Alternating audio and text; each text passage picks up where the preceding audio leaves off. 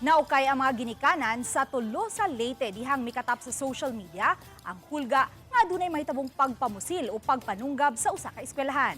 Nailhan ra hinuon dayon sa kapulisan ang anaa sa likod sa giingong pagpanghulga. Kini ang gitutukan ni Femari Dumabo. At 8 o'clock p.m. last night, Senator Bam Aquino called me and Sa usa ka press conference, gipahibaw ni DILG Secretary John Vic Rimulya nga gikan ni Senador Bam Aquino ang impormasyon.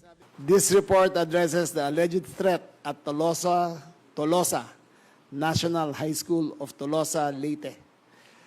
The suspect is accused of planning a mass shooting or stabbing aimed at the school students. Daling miresponde ang kapulisan ug dailhan ang nagpakatap sa hulga. 14 anyos nga babae nga grade 10 student sa maong eskwelahan.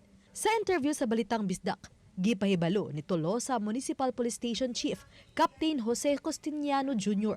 nga ilang nasayran gikan sa social worker nga gibuhat kato sa batan-on kay kulang pa matud kini og atensyon sa iyang mga ginikanan.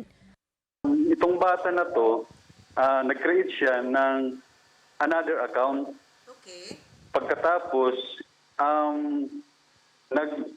sinend niya yung threat na yun mismo sa kanyang account. Sa kaginikanan nga nakakita sa hulga ang mi-post niini sa social media. Pahimang nun itulo sa police chief sa publiko nga dili magpanik ug kung adunay impormasyon makig-alayon dayon sa otoridad. Inay mo post sa social media. Isipin ba natin na yung ipopost ba natin makakatulong ba ito o makakaalarma lang sa community? Matod sa opisyal, gipaubos na sa counseling sa Social Welfare Development Office ang ginikanan sa mga bata isip paunang intervention. Uban ni Clans Gabotin, Femari Dumabok, Balitang Bisdak.